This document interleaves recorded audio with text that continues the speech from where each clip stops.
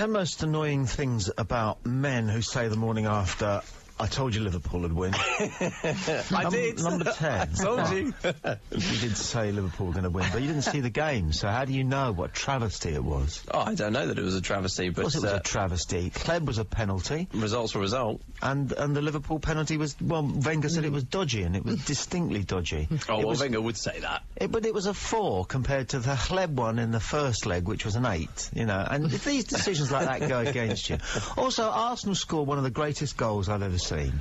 Simple as that. Well, it's all very well and good. On the high stage, Walcott came on. This is an English boy, Southampton lad. He won the ball himself kind of thing. It was a loose ball. He picked it up on the edge of the Liverpool area. And he carried it 85 yards. He went round 4 men at 45 miles an hour. He can do that. Then he got to the byline and he gave it to Adebayor on a plate. And what really annoyed me was that the ITV cameras then followed Adebayor and his celebrations. And even Adebayor was pointing to a mound of Arsenal players who were smothering Walcott. It was his greatest moment. The ITV coverage was almost as bad as Liverpool.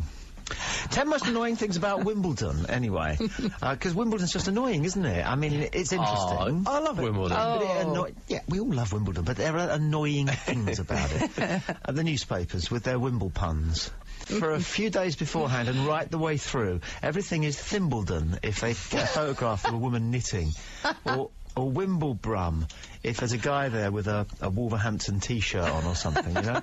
Or Wimblebun. Or Wimblegun. You know, it's just... Wimbledon and dusted. Wimbledon and dusted. It's... I nearly said a bad word. The unseemly patriotism, the annoying patriotism. Yeah. The rest of the world see 20,000 Brits who know nothing about tennis and their whole come on Tim and now it's come on Andy attitude, isn't it? And never applauding a Frenchman or anybody else. Oh, no. It's so middle class. It is middle class. Yeah, very. Yes. You just don't get anybody strawberries and cream. Yeah. And the ball boys and girls, I find that annoying as well. Do you? Really? They're so mechanical. You know, they never smile, they never get involved. Sometimes Jimmy Connors used to tease them a little bit. But aren't they trained by a sergeant major or something, a former military man, I think, who trains them, but maybe why they're like that. And when it's the finals, and again an unknown royal comes out on a carpet, and they're lined by ball boys and ball girls, she, followed by the Duke of somewhere, okay, will have a word with one of the ball boys and ball girls, and the commentator will imply that it's a moment they'll never forget. Yes, always. And a very special day for that ball boys. Horlicks. Commentators going on and on about what a wonderful revelation Hawkeye is. It's been with us for years now.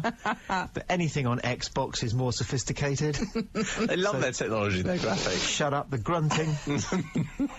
Henman Hill turning into Murray Mounds. Oh, I hate that as well. The Henman Hill thing is just the humorlessness of tennis. There's never anything funny happens, or witty.